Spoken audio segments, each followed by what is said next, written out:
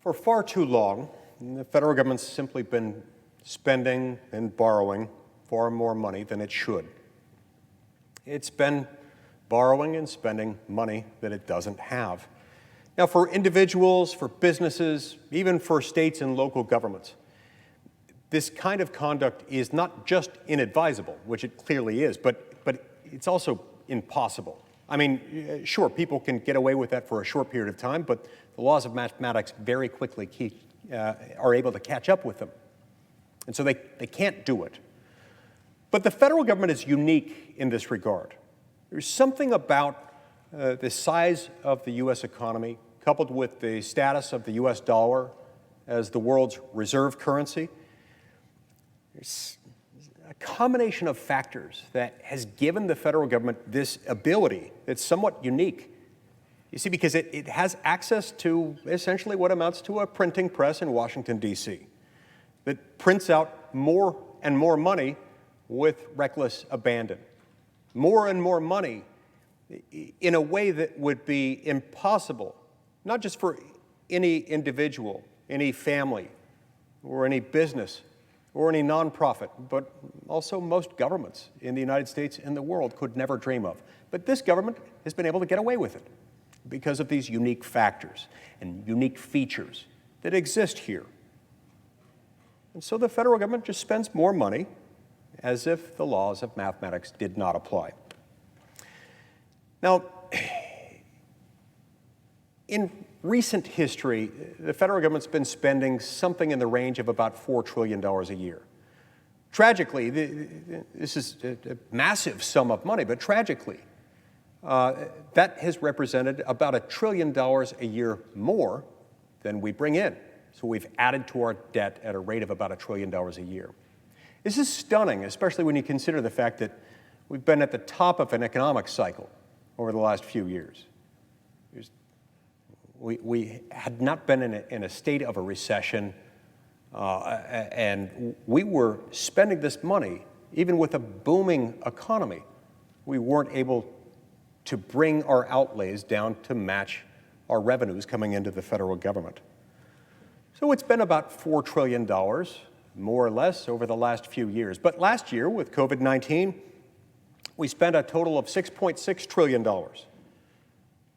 That includes our COVID relief packages. This is an enormous volume of new additional borrowed money on top of the $1 trillion a year or so that we were already spending, already borrowing, that we were already deciding to spend above and beyond what our revenues would allow us to spend. And then now, the Democrats have announced a plan to spend another $3.5 trillion just this week. And on top of that, there's another $1 trillion infrastructure package in the works. And earlier this year, there was a $1.9 trillion package that was passed. And so all of this is occurring in a year when we already have a staggering $28 trillion debt. The reality is that the federal government does not itself feel the consequences of this. The people do. In other words, the federal government can get away with it because of this unique status that we have, as the dollar being the world's reserve currency and the size of the U.S. economy. It's gotten away with it without adverse consequences that the federal government and its officers themselves feel directly. It does, however, produce consequences. They are felt by the people. Now, we've known for a long time that this was presenting something of a threat to future generations, something that we knew would really come to haunt our children and our grandchildren and their children after them. We've always known this, but at the rate when we've accelerated our massive deficit spending and the degree to which we've extended it, this is no longer just a problem for the future. This, you see, is affecting us right now. For a long time, I and others have talked about how it would affect our children and our grandchildren. And all this still will be a very real consequence. They'll still have to face that debt. They'll still have to pay it back. It will still be unpleasant. But they're not just in the future. They're caught up with us already. The problem is no longer generations away. It's now reached its hand into our wallets, to our families, and into our day-to-day lives. So what happens when too many dollars are produced out of thin air, when we just print more money? I mean, I know there's an intermediate step there. Technically, it's borrowed money. The money that we don't have isn't just printed, it is borrowed as the U.S. Treasury bills are sold, and we borrow that money knowing that we're going to have to pay it back later. But it has the effect of just printing more money. When we just print more money, those dollars, which have now multiplied, they're still chasing more or less the same quantity of goods. And so what that means is that the same quantity of goods with more dollars results in each of those goods being able to command a higher price. Just inflation. When you dump more money into the economy, it doesn't make things easier for people. It just raises the cost. Now, this hurts poor middle-class Americans especially hard. It hurts especially hard those who are living on a fixed income, on a fixed wage or a fixed salary. Those who aren't wealthy and don't have a large amount of money that they can use to invest to make sure that as price inflation occurs, maybe they can make some money off of it too. This hurts the poor and middle-class American families the most. You see, because they've still got the same amount of money to spend, but everything is more costly. This isn't fair to them. It's causing, our own government is causing the increase in cost that hardworking families across Utah and throughout America are already feeling. Every day, as a result, it's getting harder to fill cupboards and refrigerators and bellies and gas tanks. Every day, it's getting more expensive to drive to work or to the doctor's office or to see your family and friends. From the price of housing to cars to food, we're seeing the general level of inflation increasing at a higher rate than we've seen in many, many years.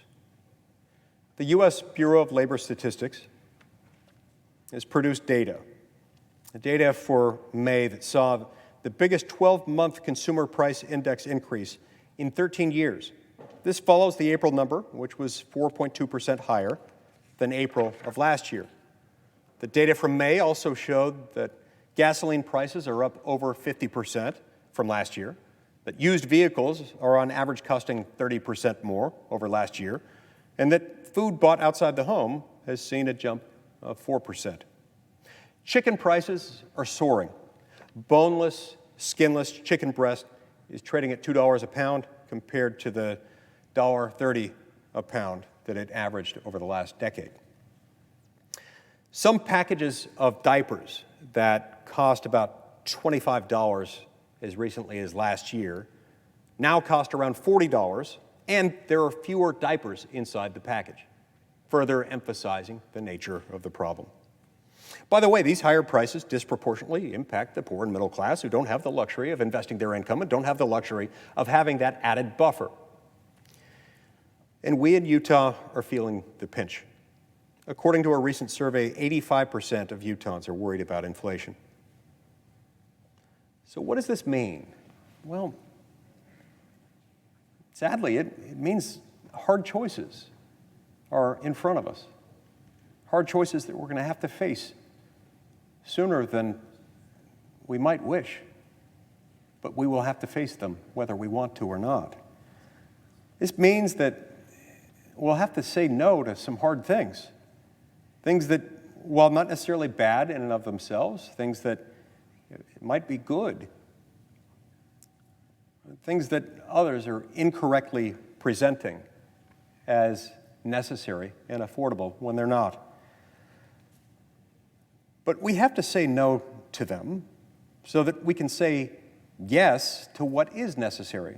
So what's truly necessary? Well, being able to buy groceries and put food on the table, being able to pay your rent or your mortgage, being able to turn on the heat or the air conditioning in your home, being able to buy gasoline to drive to work, to the doctor, or to take your kids to school, being able to pay for school clothes and field trip fees, not to mention baseball uniforms and soccer cleats. And you can forget about that trip to see that relative you haven't been able to embrace in 16 months. These are all things that are necessary, and they're all things that have one thing in common. They're all being jeopardized because of the government's reckless spending and acting outside of its proper scope. This, you see, creates a vicious cycle. It's a cycle that's all too convenient for many in government who are making the decisions. And who makes the decisions ultimately? Well, that's Congress, the Senate and the House of Representatives. You see, under our constitutional system, you can't spend any money through the Treasury of the United States without Congress authorizing, without Congress appropriating it. So we have to do all of this by law. And the dynamic I described earlier of an effective printing press, that, well, it's a little more complicated than that. It's effectively the case that we just print more money. It's compounded by the fact that culturally within the Congress of the United States, among Republicans and Democrats alike, among senators and members of the House of Representatives alike, we've grown all too accustomed to a pattern, a dangerous pattern, that's good for the political class, maybe favorable in some ways for a small handful of elected politicians, but bad for everyone else. You see, the way it works in this town, the way that news media tends to report on these things, you tend to get praised if you vote yes. There's always someone you can point to who benefits from the bill that gets passed, from the money that gets spent. Very often, does anyone get anything but criticism for voting against those things? Even when, by their very nature, those things tend to impoverish, albeit in increments that are sometimes difficult to observe at any given moment, the purchasing power of poor and middle-class Americans. And so what this means is, in many ways, we're trading one thing for another. We're trading the ability to be praised as an elected official, an elected politician, one day, in order to spend money. You get praised for that, but poor and middle-class Americans are paying the price. For a long time, we've been able to sweep this under the rug. For a long time, Washington has avoided getting blamed for this because it's been incremental, it's been indirect, it's been something that's perhaps explainable in some cases through other mechanisms. Not everyone immediately connects inflation to out-of-control spending decisions by elected senators and congressmen. But we've ratcheted up the spending levels so much over the last year and a half. And yes, this has been under the direction of Republicans and Democrats alike. We've turned that up so much, so quickly, that people are feeling the effects more directly, more immediately, more unmistakably than ever before.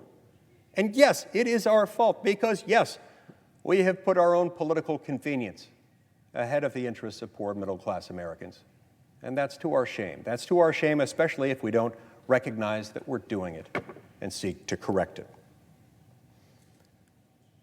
When it comes to voting on large spending packages, there is this trend of politicians voting yes and being praised, and politicians voting no and being criticized. Look, it will be of little comfort to the poor and middle class of this country who feel the buying power of their seemingly dwindling paycheck shrink each week just so that politicians can vote yes on large spending packages for a short-term amount of praise and political gain. At times I've been accused of being a reflexive no vote on things that some of my colleagues are willing to explain away or justify or defend wholeheartedly. But here's an important point that I would like to make. I vote no not by reflex, but through reason. I vote no when I see how the consequences will affect those I represent in real, everyday life, not just the intended consequences of legislation that might indeed have a good goal and might indeed accomplish good things, but the unintended negative consequences also. I vote no if it'll mean saying yes to what really matters, what really counts, for making everyday life better for Utahns and hardworking Americans across the country. I vote no so that Utahns can say yes to the things that they need. Because if we don't ever say no, we're hurting them. If we always say yes, we're putting them in a position of having to say no to the things that matter most to them and to their children and their families. Look, this government's reckless spending is notorious. And it's finally catching up with us. This problem exists because the federal government and the politicians in Washington, D.C. work hand in hand with our central bank to spend enormous amounts of money that we simply do not have. This has been facilitated by so many who are so willing to call on it, even though this results in the dangerous accumulation of power and money in the hands of the few at the expense of the poor and middle class.